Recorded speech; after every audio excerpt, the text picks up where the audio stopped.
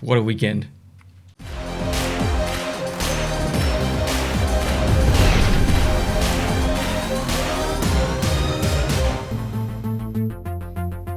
Hey everyone, welcome to the video. Neil here. Thank you so much for joining me. Happy Thanksgiving if you're Canadian. Happy Columbus Day, I believe it is in the United States. And if you're outside of North America, just thanks for being here. Maybe if you're celebrating something, let me know down below in the comment section. But we're here to talk about the absolutely crazy weekend that we had, starting on Friday around noon, I believe it was, or I guess it was 1 p.m. my time. Just nuts. Just absolutely nuts. Players going to places I never even would have predicted. Teams paying players amounts that I would have never predicted. We're going to go over not everything, okay? I'm just going to tell you this right now before I see the comments in the comment section. How come you didn't talk about this player? Because I don't want to, okay? There are 300 players that signed over the past 4 days. Trust me, I got 2 full pages here. We're going to talk about a lot of players, most of the major ones. I left out a couple of the kind of bubble players, and I'm not going to talk about every single signing, okay? So there's a lot of names here. This is not going to be a short video, but I will try and get through it as quickly as I can. I'm going to go over all of the terms, the money, and my thoughts. Real quick, let's start off, and I think these are all in chronological order as they were signed, starting as soon as free agency opened up until basically right now as I'm filming this. So Luke Schenn signed, re-signed, I guess, in Tampa Bay, 1 year, $800K, previously making $700K. I mean, not bad. I guess not bad. A player that has had ups and downs and maybe kind of on the edge of what's going to happen next year every single year. So I guess it's fine. It's a whatever signing to me. Patrick Maroon re-signed in Tampa Bay also, 2 years, $900K, previously making $1.75 million. This is a depth move. Patrick Maroon not only brings physicality, but he brings personality to every single matchup. I mean, he can fight, he can hit, and he's just a good dude just to have on the bench. Like, he's just a funny guy. He's just a weird guy. So at $900K for a depth player like that, I'm totally fine with that. And 2 years, that's probably a guy you want around for 2 years. He's a character, so I like this one. Off to another team, Malcolm Subban re-signed with Chicago. 2 years, $850K, previously making $650K, so a little bit of a raise. This is a fine signing. It's kind of expected. It's whatever. I'm a little surprised that they sent Crawford out there. We'll talk about that a little bit later. And that $850K is per year. All the values or the money that I'm saying is the average, not the total contract value, just what the cap hit is per year. Moving on, Dominik Kubalik also re-signed to Chicago. 2 years, $3.7 million per year. Fantastic year for Chicago. Fantastic playoffs for Chicago. Really, really like this guy. Big signing by Chicago. Really love that they retained him. Big thumbs up for this one.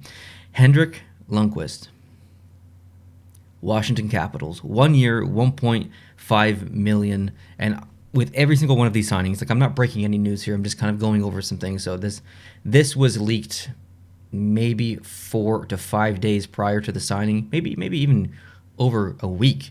I can't really remember exactly. So much has happened in the past week and a half, but it's going to be really strange to see him in a Washington Capitals uniform. It might not even take an entire year to get used to it, and then who knows what's happening after that. But I kind of like the fit. I think it fits pretty well. Wow, my cat's going crazy. Just a second. Every time I start talking up here in my room, I keep my door shut because I don't allow them to be in here because I don't want them clawing my jerseys and stuff. But every time they hear me speaking in this room, they run up the stairs as fast as they can and just stand by the door. We want attention. So I had to enlist the help of the spray bottle, get them just a little bit wet, and just distract them a little bit to clean themselves. So fingers crossed for the rest of this video. Moving on to Tyler Ennis. He has re-signed in Edmonton, 1 year, $1 million. I actually really like this move. Tyler Ennis is a really skilled player, really fast player, not big, but kind of a depth forward that can kind of create a lot of plays out of nothing. Now, his execution does lack. His defensive ability definitely lacks, but he is a really good depth forward. I like this signing for Edmonton. Next up, Mark Borowiecki. I hear people say Borowiecki and Borowiecki. Whatever. Signed in Nashville, 2 years, $2 million. Previously made $1.2 million. Totally fine with this signing. He brings a lot of physicality to Nashville and maybe a little undisciplined as far as penalties and stuff, but I do like the physicality. Radko Gudas signed in Florida for 3 years at $2.5 million. Not personally a big fan of Radko Gudas, but when you think about Florida, they're one of the biggest teams in the NHL. They're one of the most physical. They hit a lot. So to have Gudas on the back end, just contributing to that physicality, man, I think that's a pretty big win for Florida, although I'm not a big fan of him personally. Bobby Ryan. Wow, Bobby Ryan in the news. He signs with Detroit, 1 year, $1 million. Absolutely love this signing. I think this is a perfect opportunity for him to revitalize his career. If this is it, if this goes downhill, this might be it for Bobby Ryan. I love Detroit giving him the shot. 1 year, $1 million, makes sense for the cap and makes sense for the flat cap. He gets him a chance to prove himself, and then once the cap potentially raises next year, depending on what happens with COVID, he could be in for getting on his way back to making some decent money. Not that $1 million isn't decent, but you know what I mean. Moving on, Cam Talbot. This one is extremely confusing to me. Minnesota signed him 3 years, $3.666 million. Previously made $2.75 million. I don't personally believe that Cam Talbot is worth 3.6. Just no part of me thinks that. I can't even believe that a team would sign him for over $3 million compared to some of the other goalies that were signed this year for around the same value. It just doesn't make sense to me. And the whole shipping Dubnyk out and bringing in Talbot, I mean, you're just robbing Peter to pay Paul in a way. It's just like, what are you doing? This isn't. I don't even know if this is a Band-Aid. This is just, I don't really understand it. Kyle Turris signed in Edmonton, 2 years, $1.65 million per year. I absolutely love this signing. I think it's fantastic. Brings a lot to the power play, a lot of offensive depth to Edmonton, which they don't technically need, but they need depth. That's the key word. So I do like this signing by Edmonton. Some really smart moves by Edmonton this weekend. Anton Khudobin re-signed in Dallas. Heck yeah, 3 years, $3.33 million per year. Fantastic. I was so hoping that he would re-sign in Buffalo. Heck yeah. Jacob Markstrom signed in Calgary, 6 years, $6 million. I'm a huge fan of Markstrom. Not just as a player, or not just as a goalie, and he is an amazing goalie. Love what he did in Vancouver. Really sad to see him go, but happy to see him go to another Canadian team in Calgary. So not only am I a fan of him as a goaltender, but as a person, as a human being. He's a fantastic person off the ice. Just literally as a human being, having him on your team, Calgary fans, speaking to you, having him, a player like that, a person like that on your team, having a relationship with him, through the fans, through everything, it's fantastic. I really, really love this signing by Calgary, and instantly, that signing makes them way more dangerous than they were last year. Way more dangerous, so love it. Mika Salomaki signed in Colorado, 1 year, $700K. This is a fantastic depth signing by Colorado. I absolutely love this one. Not a lot of money, not a lot of term, just a good tryout year for a very reasonable depth forward. Keith Kincaid, a goalie that struggled recently in the past couple of years, has signed with the Rangers for 2 years. A little confused on the term. I'm not sure why 2 years. I was really thinking 1 year. $825K per year. They have the three-headed monster. They get rid of the three-headed monster. Now they have like a 2.5-headed monster right now. So I assume that Keith Kincaid is there in case one of the other two get injured, or maybe the other one of the two needs some time down in the AHL just to get some playing time. I'm not exactly sure. So I think the signing makes sense in a way, but it doesn't also in a way, but regardless.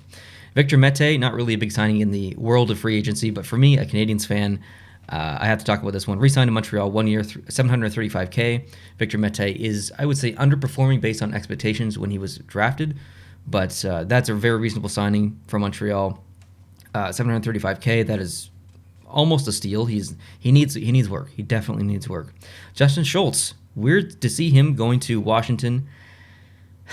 He was in Edmonton, and then Pittsburgh, and now Pittsburgh's rival, Washington. So it's going to be definitely odd to see him there. 2 years, $4 million per year. I think that's a pretty decent signing. Braden Holtby has left the Washington Capitals. He's decided to try his luck elsewhere. Vancouver, 2 years, $4.3 million. Every single name on this list, every single signing, I probably couldn't have predicted, other than like the re-signings of a couple of them, like Victor Mete. But this signing is the only one that I actually predicted, because not really because of hockey. Braden Holtby is very open with his political views, with his personal values, and he does not like Trump. He does not like American politics. And I said, I think over 6 months ago, that he's going to sign with a Western Canadian team. I didn't think it was going to be Vancouver, to be honest. I really thought that Markstrom was going to stay. I was choosing Calgary or Edmonton.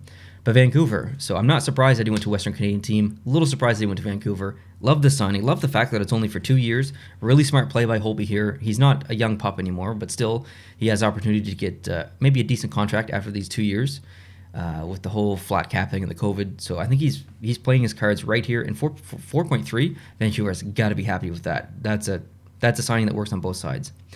Jack Johnson signs with the Rangers, 1 year, $1.15 billion. I see a lot of Penguins fans happy about this. So I really like Jack Johnson as a person. I feel bad for him and what he's gone through with his family and stuff. But I think as a hockey player, there are definitely a lot of question marks.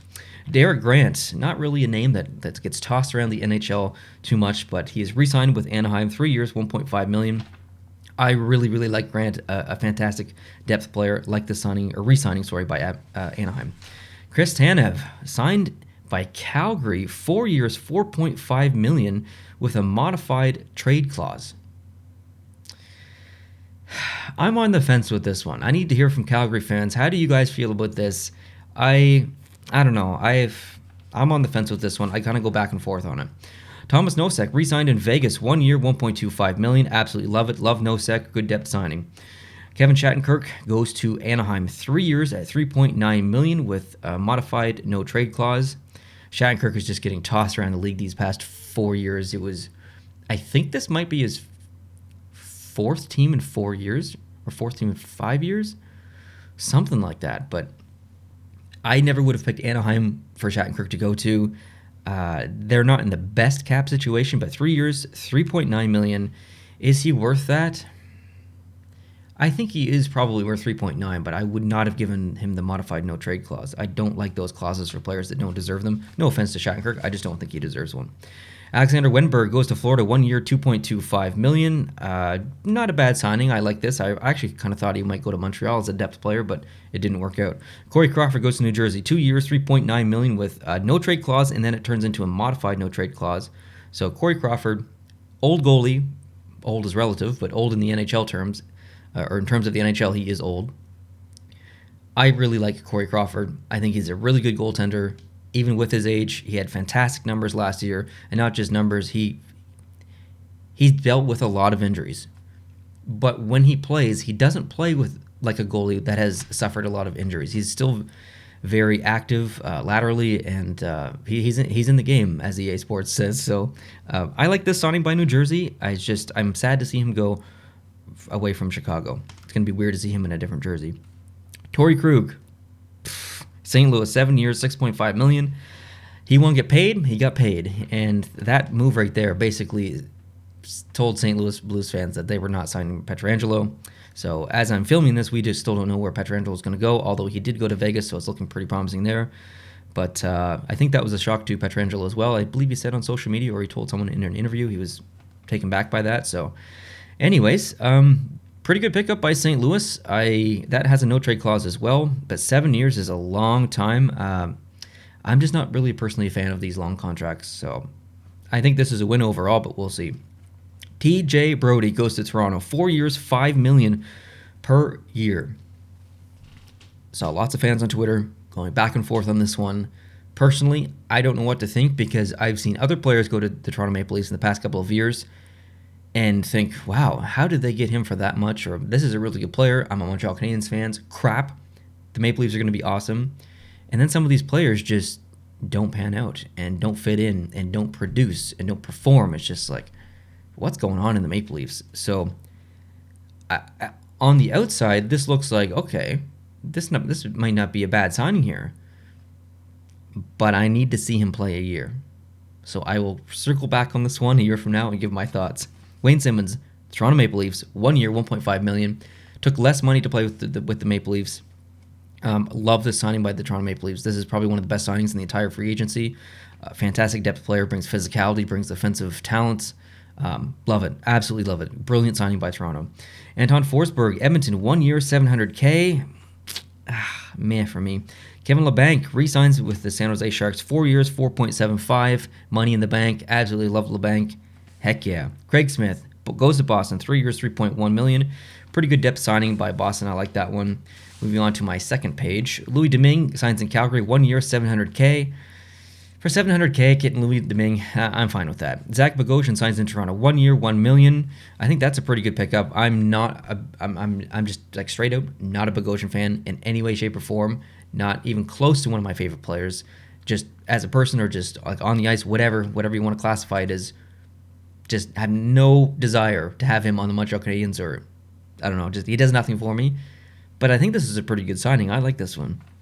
Andre Burakovsky, Colorado, re-signs, 2 years, 4.9 million. I felt maybe just a little bit rich, just a pinch rich. Pinch rich. I thought it was one of those things you could say 3 times and be hard, but it wasn't. Thomas Greiss signs to Detroit, 2 years, 3.6 million. I like this signing, man. Detroit, I'm going to talk about a little bit of Detroit as we go through here, but man, some moves happen in Detroit. Troy Stecher signs in Detroit, 2 years, 1.7 million. This one doesn't really make sense to me, and I'm not talking about Troy Stecher, and I'm not talking about Detroit.